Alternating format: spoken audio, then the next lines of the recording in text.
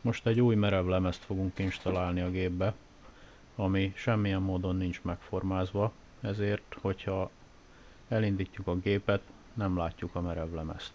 Csak a lemezkezelőben. Úgyhogy most elindítjuk.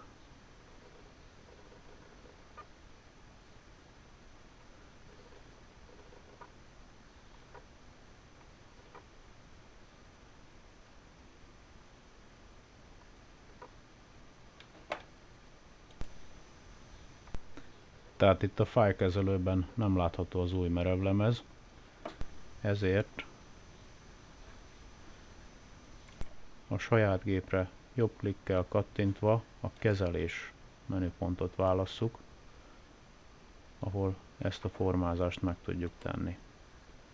Válasszuk a lemezkezelést, és elsőként inicializáljuk a merevlemezt. Ha 2 teránál kisebb, akkor lehet MBR, ha annál nagyobb, akkor a GPT-t célszerű választani.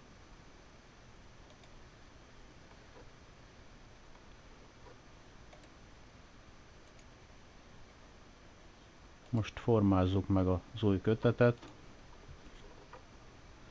hagyjuk az alapbeállításon az értékeket, esetleg, hogyha a merevlemez betűjelét meg szeretnénk változtatni, itt megtehetjük. A formázás fájlrendszerét lehet kiválasztani, illetve a merevlemeznek egy nevet adni. Nem kötelező, de megváltoztathatjuk.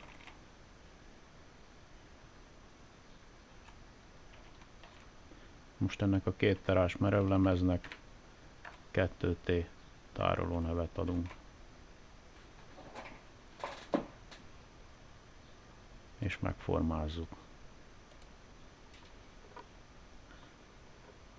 Látható a formázás folyamata, illetve hogy már be is fejeződött, és a fájlkezelőben láthatóvá vált az új merevlemezünk.